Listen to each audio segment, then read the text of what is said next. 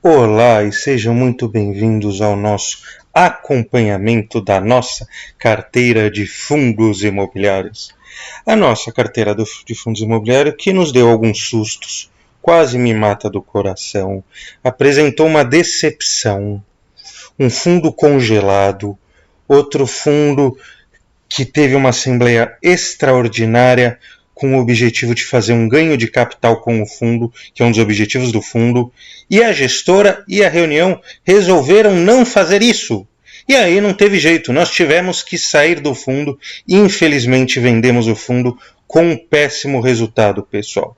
Ganho de 9,94% em um mês.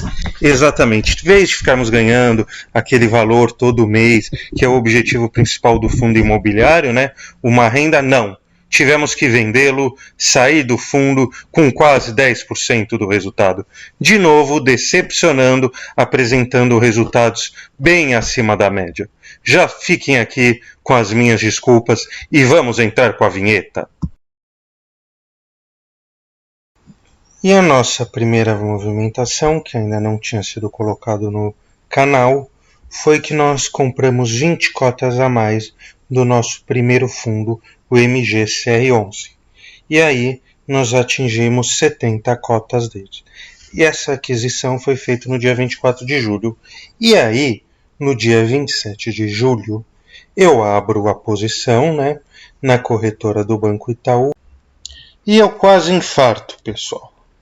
Só de lembrar me dá calafrios. Eu abro a posição, olho o MGCR11 e ele apresenta uma perda de 90%. Mais de R$ 5.400 perdidos. Eu só não infartei porque eu não tenho seguro de vida. E aí a minha esposa ia dar um jeito de me ressuscitar só para poder me matar pessoalmente. Imagina, 2 fundos na carteira, todo o investimento da nossa vida lá, e um deles simplesmente perde 90% em alguns dias, pior que lojas americanas, pior que IRB, um desastre generalizado, uma perda gigantesca em um dia, é um desastre geral. Aí a gente para, respira, pensa e começa a analisar. Bate o olho na posição e o valor total da posição está praticamente o mesmo. Não teve alteração. Se o dinheiro que eu botei está quase igual ao atual, por que o banco está informando que eu estou com perda de 90%? Aí eu bato o olho para ver a quantidade. E ali está a pegadinha. Eu tinha 70 cotas e agora apresenta 660. Então, nada do que ocorreu foi simplesmente um desdobramento. Mas para variar um pouco, até aquela data, simplesmente não estava consertado o aplicativo. Lembra que uma vez a gente se queixou do BTG, que ele precisava arrumar o app? O Itaú não tinha ainda arrumado o app. Graças a Deus, depois ele acabou arrumando. Passou isso tudo, mas vamos descobrir o que aconteceu com o nosso primeiro fundo, que simplesmente teve um desdobramento e agora se encontra totalmente congelado. Não podemos vender, nem podemos comprar. Então, agora entendendo o que foi esse desdobramento do MGCR11. Ocorre que, segundo aqui o fundo soltou, no dia 26 de julho de 2023, ocorreu um desdobramento de 1 para 9,4 cotas.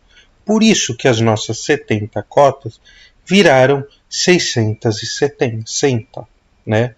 70 virou 660. E aí, isso ocorreu por quê? Porque no dia 21 de julho, pessoal, o nosso fundo tinha sido adquirido pelo Valora. Isso mesmo, o nosso fundo foi comprado. Então, o que ocorre? As nossas cotas do MGCR11 vão virar cotas do VGHF11. Nós tínhamos cotas de um fundo e agora vão passar a ser cotas de outro fundo. Por isso que o fundo encontra-se congelado. Ele se encontra totalmente paralisado.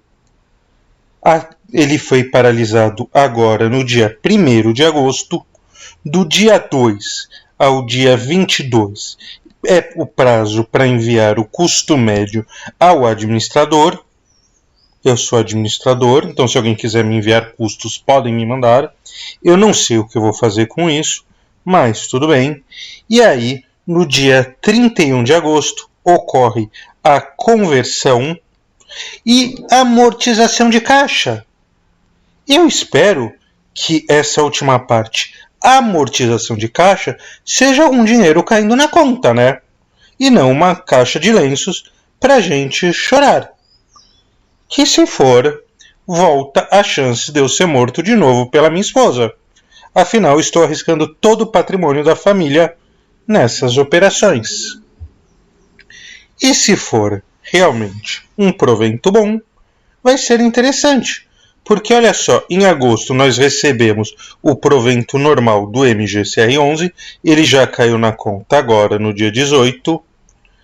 Dia 31 podemos receber o provento que estava em caixa, e se ficarmos com as cotas no dia 31 não vendemos, ainda talvez recebamos em setembro a amortização não, os proventos do VGHF11. Será que vamos conseguir? Vamos torcer, pessoal. Vamos acompanhando aqui e mais tarde, já no próximo vídeo, né, eu posto o que aconteceu com o nosso primeiro fundo. E agora vamos ficar com o nosso segundo fundo. Um abraço e nos falamos em poucos segundos. E agora falando do nosso segundo fundo, MFI11. Nós fomos surpreendidos que no dia 7 de agosto saiu o resultado de uma assembleia extraordinária, onde o que ia ser decidido nessa assembleia extraordinária é se o fundo ia deixar de existir. Exatamente, pessoal. O nosso primeiro fundo ia ser não, ele foi comprado.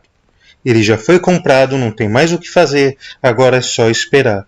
E o nosso segundo fundo ia ser vendido, liquidado totalmente. Mas nessa assembleia ele acabou não tendo esse destino. A assembleia resolveu preservar o fundo. E um dos principais motivos, eu imagino que seja a própria orientação da gestora. Deixa eu ler aqui para vocês essa orientação. Olha aqui o que diz a gestora. A gestora acredita que a matéria proposta é uma manobra oportunista dos cotistas concentrados para ganho de capital no curto prazo, incompatível com a estratégia de longo prazo do fundo e com os interesses da maioria dos cotistas, os quais podem sofrer prejuízos relevantes com as vendas forçadas dos ativos.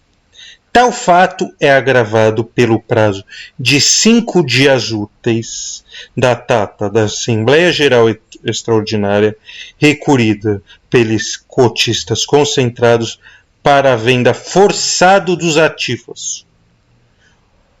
Então, pessoal, esse fundo tem 26 milhões de reais, 5 dias úteis daria uns 5 milhões de reais por dia para vender dos fundos dela em carteira, e isso provavelmente bagunçaria muito o mercado.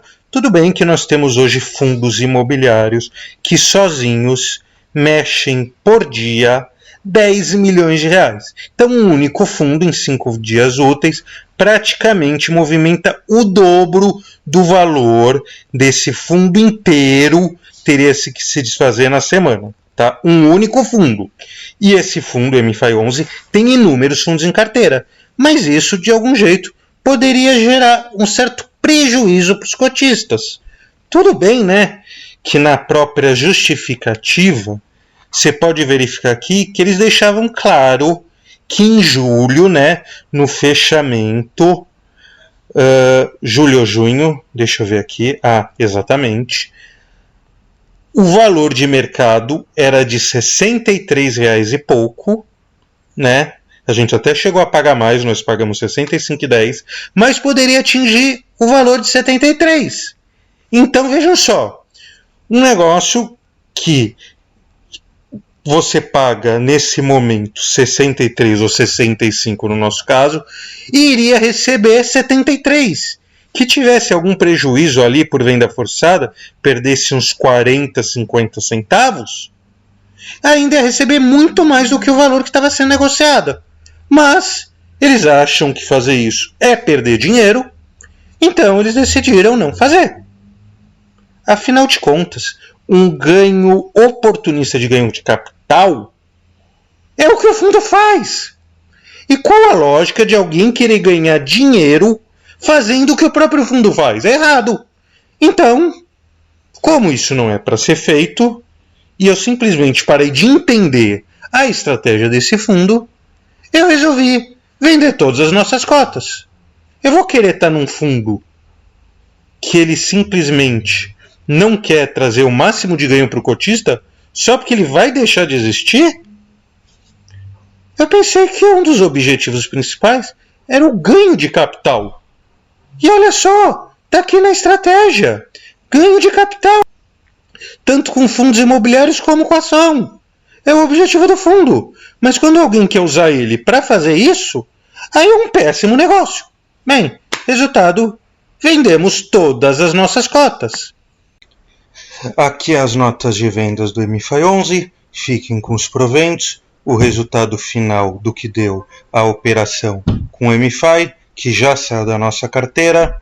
Nos vemos no próximo vídeo, um forte abraço, obrigado por tudo, se puderem enviem para os amigos, compartilhem, curtam, se inscrevam e qualquer dúvida, recomendação ou ideia, só deixar no comentário. Abraço a todos!